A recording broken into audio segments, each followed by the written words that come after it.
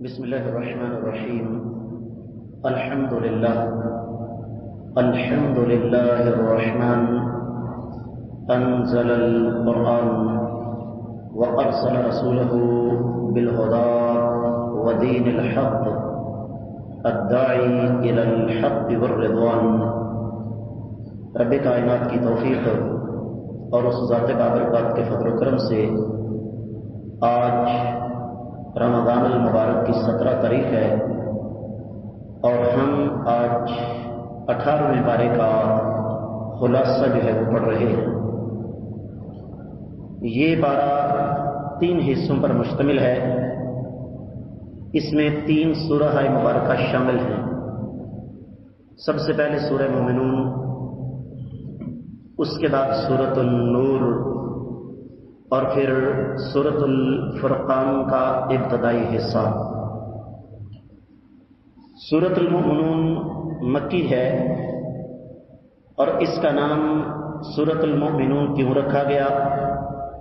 اس وجہ سے کہ اس کے آغاز میں ایمان والوں کی صفات بیان کی گئی ہیں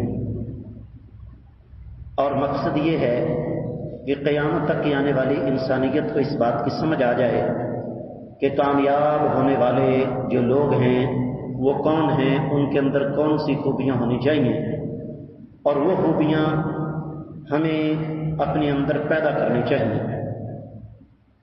اور ان خوبیوں میں سب سے پہلے ایمان، اس کے بعد نماز میں خشوع، اور پھر فضولیات سے پرہیز، زکوٰۃ کی ادائیگی،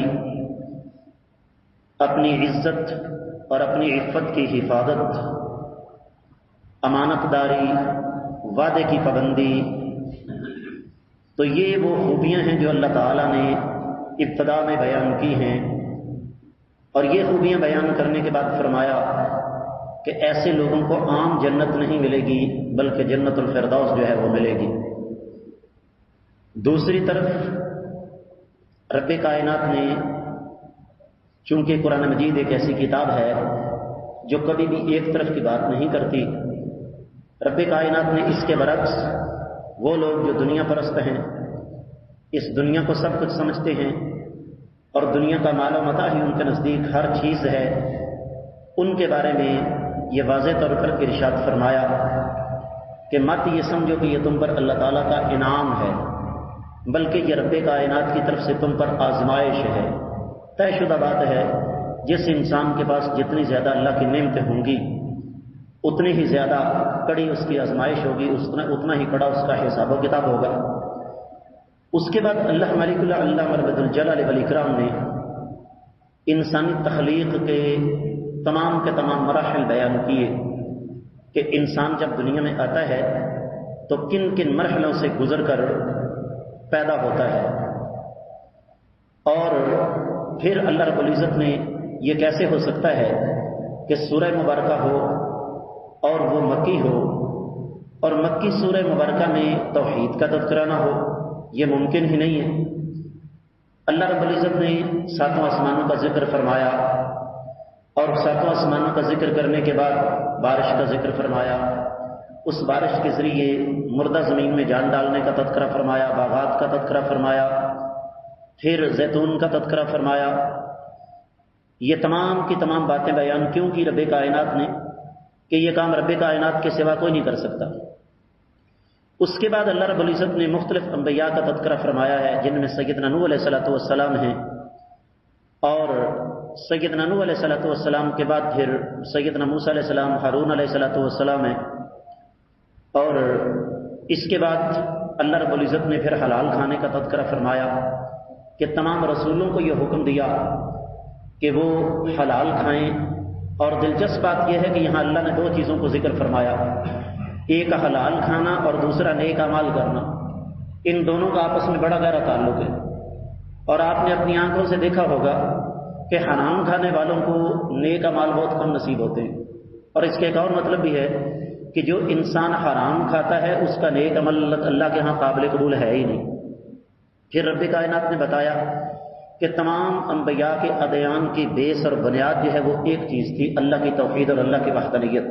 باقی وقت کے ساتھ ساتھ شریعتیں تبدیل ہوتی رہیں۔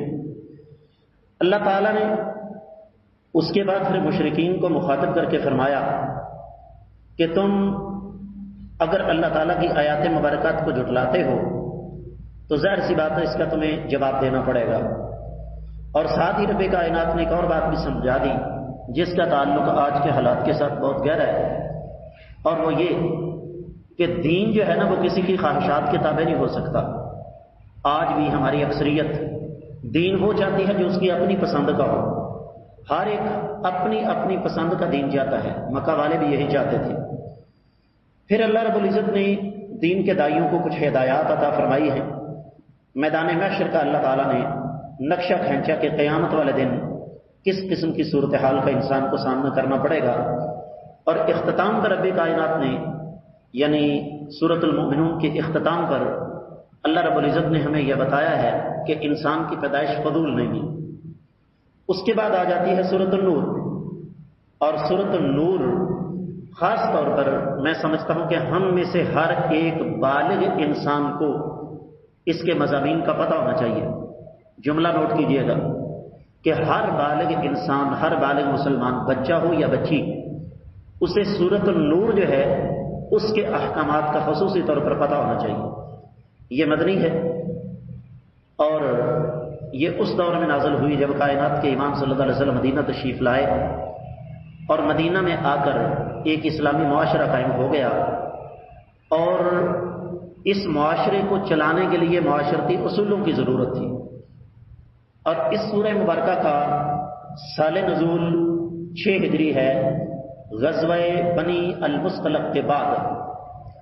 اور یاد رکھیے غزوہ بنی المصطلق وہی ہے جہاں سے واپسی پر ایک ایسا واقعہ پیش آیا جس کے نتیجے میں رب کائنات کو سیدہ عائشہ رضی اللہ تعالیٰ عنہ کی برات میں اس سورہ مبارکہ کی آیات مبارکات نازل کرنا پڑی۔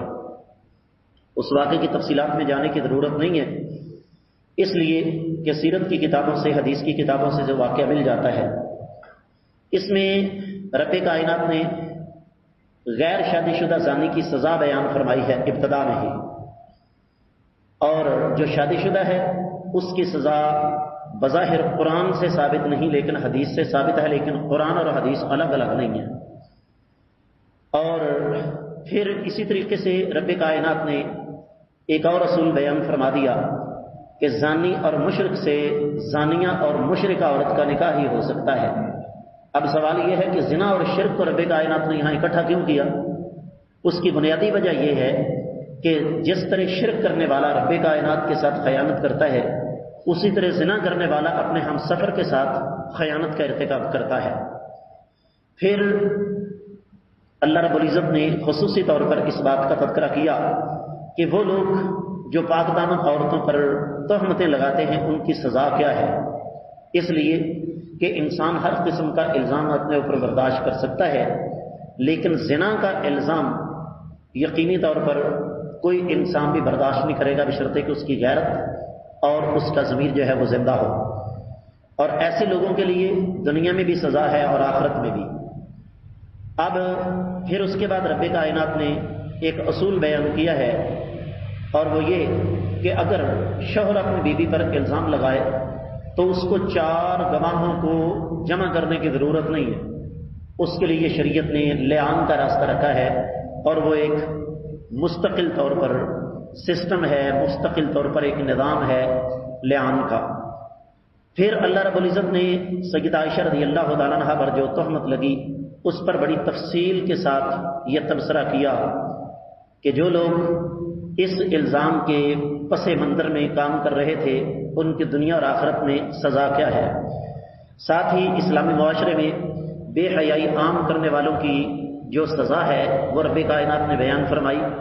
اور افسوس کی بات یہ ہے کہ ہم اس معاشرے میں رہ رہے ہیں کہ جہاں پر بے حیائی کو عام کرنا باعث فخر سمجھا جاتا ہے، اور اس کا زندہ ثبوت یہ موبائل شاپس پر فحش قسم کے گانوں والے جو سافٹ ویئر ہیں دستیاب ہیں، سی ڈیز دستیاب ہیں، اس سے پہلے ویڈیوز چلتی تھی VCR پر، تو یہ سارے کا سارا سیٹ اپ جسے ہم نے آج فن کا نام دے دیا، اصل میں یہ کنجر خانہ ہے۔ تو اس کی رب کائنات نے یہاں پر مذمت فرمائی ہے۔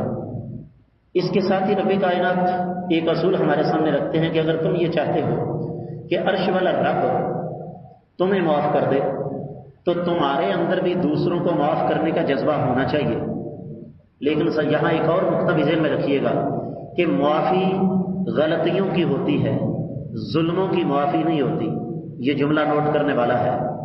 بعض لوگوں کی طرف سے آپ پر ظلم اتنے زیادہ ہوئے ہوتے ہیں کہ آپ انہیں وقتی طور پر معاشرتی تقاضوں کے تحت اللہ سے ڈر کر معاف تو کر سکتے ہیں، لیکن اگر آپ یہ کہیں کہ زندگی میں ان کے ساتھ آپ چل سکیں تو یہ ممکن نہیں رہتا. انسان ہے نا آخر. پھر اللہ رب العزت نے دوسروں کے گھروں میں داخل ہونے کے احکامات بیان فرمائے ہیں کہ کسی کے گھر جانے کے آداب جو ہیں وہ کیا ہیں. اسی طرح معاشرے میں شرم و حیا کے معیار کو برقرار رکھنے کے لیے اللہ نے ایک اصول بیان کیا. مومن مردوں کو حکم دیا نگاہوں کو نیچے رکھیں اور مومن خواتین کو بھی حکم دیا. شاید میں نے واقعہ بیان کیا تھا، پوری دنیا کے میڈیا پر آیا. مصر کے ایک ٹی وی پر ایک نوجوان کو بلایا گیا اور انٹرویو کرنے والی ایک لڑکی تھی، خاتون تھی، وہ بغیر پردے کے. تو تنگ آ گئی، وہ الفاظ موجود ہیں اس کے باقاعدہ. اس نے کہا آدھے گھنٹے سے میں تم سے سوالات کر رہی ہوں، تم نے آنکھ اٹھا کر میری طرف نہیں دیکھا، کیا میں خوبصورت نہیں؟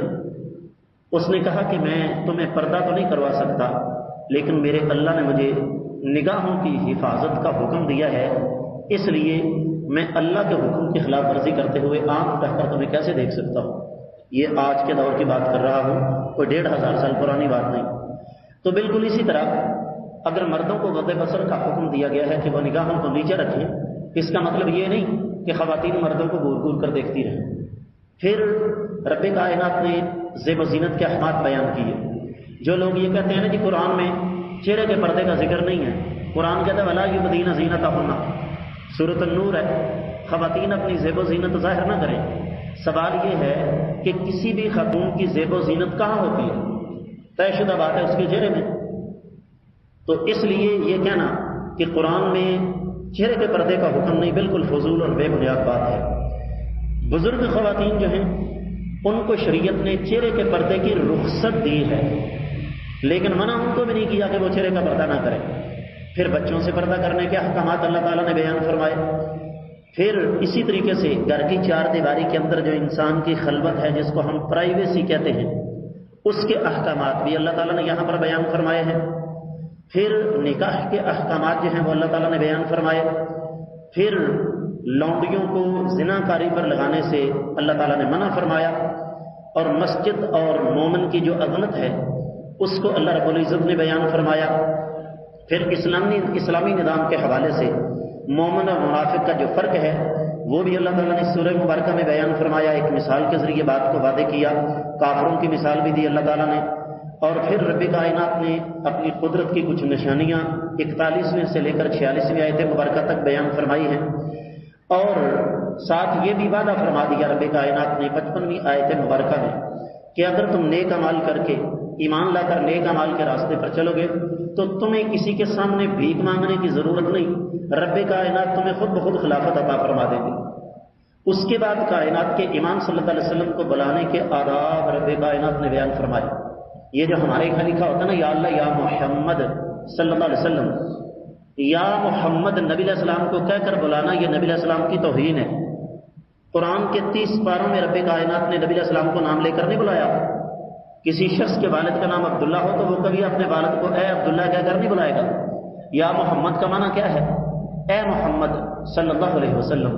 تو رب کائنات نے واضح طور پر فرمایا لا تجعلوا دعاء الرسول بینکم کدعاء بعضکم بعضا، نبی علیہ السلام کو اس طرح مت پکارو جس طرح تم ایک دوسرے کو پکارتے ہو. سختی سے منع فرمایا رب کائنات نے. اس کے بعد سورۃ الفرقان شروع ہوتی ہے جس کے شروع میں اللہ تعالیٰ کا تعارف ہے، اور یہ سورہ مبارکہ بھی مکی ہے. تو مکی صورتوں میں اللہ تعالیٰ کی توحید کا ہی بیان ہوگا، مشرکین کے جھوٹے معبودوں کا ذکر ہے، قرآن کے بارے میں کافروں کا جو جھوٹا نظریہ ہے اس کو رب کائنات نے یہاں پر نشانہ بنایا. پھر نبی کریم صلی اللہ علیہ وسلم کے بارے میں کفار جو یہ کہتے تھے کہ یہ کیسا رسول ہے جو کھانا بھی کھاتا ہے زمین پر چلتا، وہی پرانا اصول وہ کہتے تھے انسان مانیں گے رسول نہیں مانتے، اور آج کے بعد مسلمان کہتے ہیں رسول مانیں گے لیکن انسان نہیں مانتے۔ پرانا سلسلہ ہے، کوئی نئی بات نہیں ہے۔ اس کے بعد اللہ تعالیٰ نے پھر اس چیز کا جواب بھی دیا ہے۔ تو حاصل کلام یہ ہے کہ 18ویں پارے میں 3 سورہ ہے مبارکہ۔ سورۃ المومنون مکی صورت ہے، سب سے زیادہ زور توحید پر دیا گیا، فکر آخرت پر دیا گیا۔ سورۃ النور مدنی ہے، جس میں رب کائنات نے معاشرتی زندگی کے مسائل کو پوری تفصیل کے ساتھ بیان کیا۔ اور میں پھر ایک دفعہ عرض کروں گا، یہ سورہ مبارکہ ہم میں سے ہر بالغ مسلمان مرد اور عورت کو اس کے احکامات کا پتہ ہونا چاہیے۔ اور اختتام پر سورۃ الفرقان ہے، جو اللہ رب العزت کی توفیق سے مکی ہے۔ اس کا ابتدائی حصہ بیان ہوا ہے، جس میں رب کائنات نے بظاہر عقیدے کے مسائل بیان کیے۔ اللہ نے زندگی دی تو انشاءاللہ آنے والے سبق میں ہم 20واں پارہ پڑھنے کی کوشش 19واں پارہ پڑھنے کی کوشش کریں گے۔ اللہ تعالیٰ ہمیں سمجھ کر عمل کرنے کی توفیق مرحمت فرمائے۔